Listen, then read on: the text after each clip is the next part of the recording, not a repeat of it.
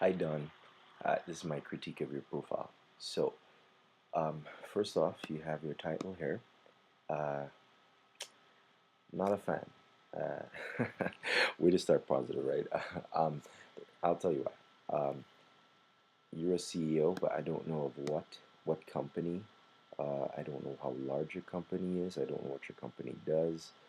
Um, that is. I can't. I have nowhere to go with that. It is. Anyone reading your profile is reading because they have a selfish interest in that that they're hoping that you might be able to somehow uh, help them achieve. It's just like any other product. You're a product right now, okay? And uh, there's no focus on the reader here with the justice. So I would say, um, you know, what is your company about and who do you help? And of course, on LinkedIn, who are you trying to attract, right? Because that's what's more important. It's more important who you're trying to attract than what you even do in your company, right? Um, and of course,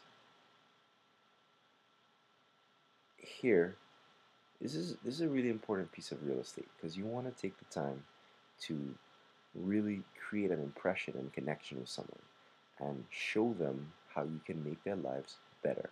Okay, so whatever it is you do in your profession, you're helping them. That's the end of the day. You get paid to make someone else's life better.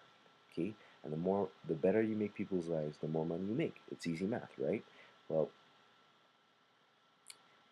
here you've just kind of listed a few adjectives which uh, the thing about it is it's it's it's it's all over the place, right? So what you need to do is think about the core thing that you are really phenomenal at, just the one, and sell yourself on that premise, right? So in this world, everybody must be good at least one thing to get by in life, right? And as a CEO, your job is, you know, primarily you have one thing that you really need to make sure happens in order to keep your business profitable, right? And you need to think about what that is, okay? Because otherwise, this is strategic visioning. Well, that is kind of like, what does that really mean? That's kind of vague. Team management's also kind of vague. Investigative journalism, dynamic dynamic leadership, innovative thinking, all this stuff is kind of your opinion, and it's also like, what does that really mean? It would be better if you thought, hey, there are people who have problem X, and I solve problem X, and this is how I solve that problem.